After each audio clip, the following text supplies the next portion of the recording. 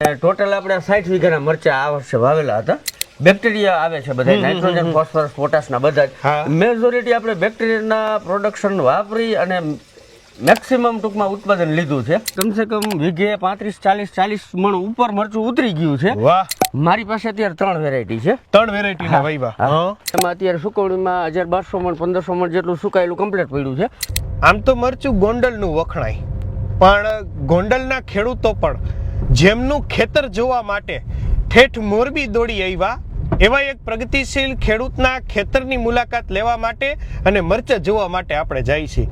આ ખેડૂત છે આપણે માળિયા મિયાણા જે છે ને એનું કુંભારિયા ગામ. આપણે ખાખરીચીથી તમે થોડાક અંદર આવો ને એટલે તરત જ આવે. એની જો અત્યારે સીમમાં આપણે જાય છીએ એનું મરચું જોવા માટે, અને આ વખતે એમને પણ મરચું દરીને આપને પહોંચાડવાના છે. ત્યારે કે રીતનું છે આયોજન, શું કાંઈ, ચાલો આ વિડીયોમાં જોઈએ. અત્યારે એ પ્રગતિશીલ ખેડૂતના ખેતરમાં આપણે પોગી ગયા. આ બાજુ તમે જો દાડમ ને ઓલી બાજુ મરચા ને બધું ખેતરની અંદર લૂમે જુમે. વડીલ, સૌથી પહેલા સ્વાગત છે તમારું, અને તમારું ખાસ નામ કહેજો. મારું નામ રાજુભાઈ દેત્રોજા, કુંભારિયા, તાલુકો માળિયા, જિલ્લો મોરબી. આપણે આ જે મરચા છે એનું વાવેતરનું ક્યારથી ચાલુ કર્યું, કેટલા વર્ષ થયા? આપણે આમ જો હજી તો મરચું તો આ વખતથી સ્ટાર્ટ કર્યું છે, અને 6 મહિનામાં આપણે બી મૂક્યા હતા. બી મૂકી અને ડ્રીપ ઇરિગેશન થી આપણે સ્ટાર્ટઅપ કર્યું છે એમને. અને ટોટલ આપણે 60 વીઘાના મરચા આ વર્ષે વાવેલા હતા. તો આ બાજુ તમારી પાસે આ ટાકો બાકો છે અને આ બાજુ કઈક પાણી જાય છે ને આ બધું શું હે? શું આ છે એ આપણે જીવામૃત બનાવવા માટેની ટેન્ક છે. ઓકે. એટલે જીવામૃત આમાં અમારું 2000 લીટર 2500 લીટરની કેપેસિટીની ટેન્ક છે. એને કઈ મેન્યુઅલી આપણે હેન્ડલ ન કરવી પડે. આ બાજુ તમે જો, આને ફિલ્ટર છે, આની અંદર 3 લેયર આવેલા છે. અહીંથી ફિલ્ટર આખું કમ્પ્લીટ થઈ અને સીધું જ બહાર નીકળી જાય અને ડાયરેક્ટ ડ્રીપ ઇરિગેશનમાં આને ટૂંકમાં વાપરી શકે. એની સાથે આપણે જે બેક્ટેરિયા આવે છે બધા, નાઇટ્રોજન, ફોસ્ફરસ, પોટાશના બધા જ. મેજોરિટી આપણે બેક્ટેરિયાના પ્રોડક્શન વાપરી અને મેક્સિમમ ટૂંકમાં ઉત્પાદન લીધું છે. મરચા જ્યાં ઉગી ગયા હે ને અત્યારે છોડે જમાવટ ને થઈ ગયા હે, લાલ ને લીલા ને લૂમે જુમે હે આખે આખું. હે હા રવિભાઈ, આમાં છે ને 2 વીણી ઓલરેડી લઈ લીધી છે. એમ? હા, 2 વીણીમાં કમસે કમ વીઘે 35-40 મણ ઉપર મરચું ઉતરી ગયું છે. વાહ! અને અત્યારે જે મરચું છે ને એ 40 મણ ઉપરનું વીઘે ટૂંકમાં નીકળે ને એ અલગ થયા. ઓકે. એટલે આ વખતે આપણે વીઘે ઉતારો કેટલો આવ્યો કેવાય? લાલ મરચું આપણું લગભગ 60 મણથી ઉપર, લગભગ અંદાજે એટલો તો છે જ કે 60 મણથી ઉપર નીકળશે જે. એમ ને? અને તમે અત્યારે પાછળથી જે માલ આવ્યો છે એનું તમે સાઈઝ ને જોવો. તમે આ જે સાઈઝ છે ને, આ સાઈઝ મેન્ટેન બહુ ઓછી થતી હોય છે. બરાબર. તો એમને આ વખતે તમે ટોટલ કેટલી વેરાયટી વાવી છે? મારી પાસે અત્યારે 3 વેરાયટી છે. 3 વેરાયટી ના વાવ્યા. અને આ વખતે તો વાવેતરમાં તમે જો આ આખે આખું ઉપર આ પ્લાસ્ટિક નું કવર છે અને એમાં આખું ચૂપણી કરેલું. એમ ને? હા, પ્લાસ્ટિકના કવરમાં જ્યાં જ્યાં હોલ હોય ને ત્યાં આપણે બી નું જાનું રોપણી કરેલી હતી. આપણે પ્લાન્ટ નથી લાવ્યા, આ બી થી આપણે વાવેતર કરેલું છે. અને આ વખતે પાછું આને હુકવતા હશો ને? આપણી પાછળ તમને બતાવું, એ અત્યારે સુકવણી માટે બધું નાખેલું છે. એમાં અત્યારે સુકવણીમાં 1200 મણ 1500 મણ જેટલું સુકાયેલું કમ્પ્લીટ પડ્યું છે. ઓલું આખું વાંથી જે જીવામૃત હતું એના માટેની ટપક છે કે પાણી પાવા માટે? ના, ટપકમાં જ બધું પાણી સાથે જ છે ને જીવામૃત આવતું રહીએ.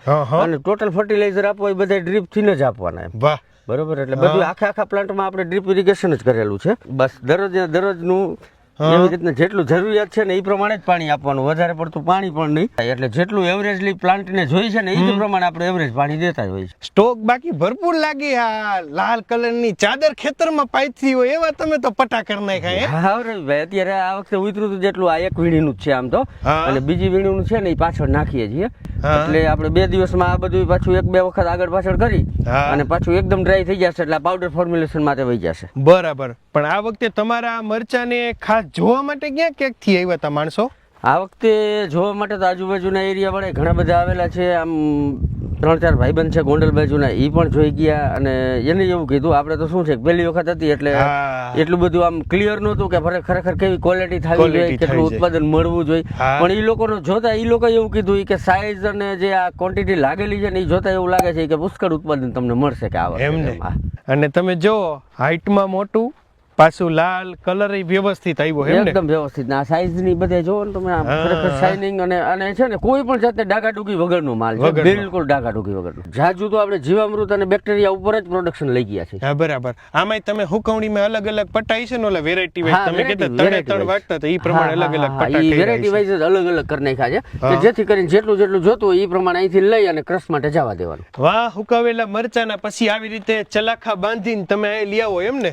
એટલે કલાક 2 કલાક એકદમ ડ્રાય થઈ જાય ને પછી મશીન ઉપર આપણે લેવાના, જેથી કરીને એકદમ પાવડર છે ને ડ્રાય જ હોવો જોઈએ. અને આમ તો જો કે હુકવણી પછી કલર ડલ નથી પડતો તમારા મરચાનો? બિલકુલ બિલકુલ નહીં. તમે આ જોઈ શકો છો, આ મરચા છે આપડા, બરોબર? આની અંદર જો તમારે કોઈ જાતનું કોઈ જ વેરિએશન નહીં, એકદમ ક્લિયર વાહ કલરમાં છે. અને પાછું ડીટીએ કાઢીને જ એમ ને? કમ્પ્લીટ કરીને જો પછી જ આખું ક્રશિંગ કરવાનું. મશીન તમારે જ એમ ને? હા, મશીન આપણે અહીંથી અહીંયા વાડીએ જ લગાવી દીધું છે કે જેથી કરીને બહાર ક્યાંય જવાનું જ નહીં. પેકિંગ અહીંયા જ આપણે પ્રોપર વાડીએ જ કરી દેવાનું. રેડી કહેવાય. જો આ બાજુ મશીન મૂક્યું છે અને મશીનની અંદર ડીટીયા કાઢેલા એ મરચા દરાતા જાય અને આ બાજુ સીધું દરાઈને કમ્પ્લીટ ચોકી ભરાઈ જાય. ચોકી ભરાઈ જાય એટલે આપણે કાયદેસર જગ્યાએ જવા દો, ત્યાંથી ઓઇલ બોઇલ કરી કમ્પ્લીટ કરી અને પછી પેકિંગ વાળા માણસો ત્યાં પેકિંગ કરી નાખે કરી અને 1 kg નું પેકિંગ આવશે.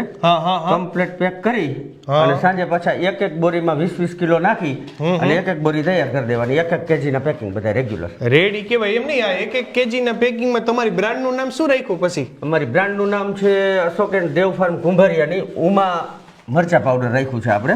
રેડી કેવાય. લ્યો એમ નહીં, મોરબી વાળા ના હેઠે ધક્કો ખવડાવશો? ઘર આંગણે આપશો? મોરબીને કોઈને ધક્કો ખાવાની જરૂર નથી. મોરબીમાં આપણે 10, 12, 15 જગ્યાએ જે જગ્યાએ આપણે રેસિડેન્શિયલમાં મૂકશું અને અલગ અલગ જગ્યાએ અલગ અલગ રોડ ઉપર છે ને અલગ અલગ શોપ આપણે સિલેક્ટ કરેલી છે. હા બરાબર. એ શોપ ઉપર મૂકશું અને ત્યાંથી જ કસ્ટમરને મળી જશે.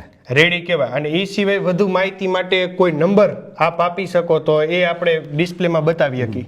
મારો નંબર છે 9645477194 રાજુભાઈ અને એક છે સુરેશભાઈ 9909 5858 2. આ 2 નંબર ઉપર ગમે ત્યારે કોલ કરી અને ઇન્ક્વાયરી કરી શકે છે કઈ જગ્યાએથી અમને અવેલેબલ થઈ જશે મરચા પાવડર.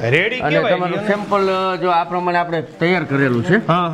એટલે જેથી કરીને આ છે ને કસ્ટમરને ખાલી બેગ જ આપવાની રહેશે કે 1 kg ની બેગ કમ્પ્લીટ જ છે. અમુક કસ્ટમર એવા છે કે જેને તીખાસ જોઈએ તો આના કરતા છે ને હજી 20-25% તીખાસ વધી જાય ને એ પ્રમાણે હજી એક વેરાયટી એડ કરી અને એનો લોટ તૈયાર કરવામાં આવશે.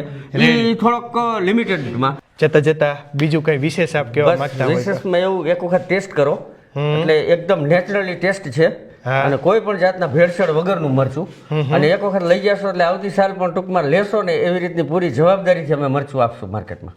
ઓકે, તો બસ એક વખત આપના ઘરે ચોક્કસ ટ્રાય કરવા માટે આ જે ઉમા પાવડર મરચું છે એ આપ લઈ જઈ શકો છો, કુંભારિયાનું special. Thank you so much sir અમારી સાથે જોડાવા માટે. જી રવિભાઈ. આપ લોકોનો પણ ખૂબ ખૂબ આભાર અમારી સાથે જોડાવા માટે. તમે લોકો તમારા Facebook page, YouTube channel, Instagram ઉપર અને હું હતો તમારી સાથે રવિ બરાસરા.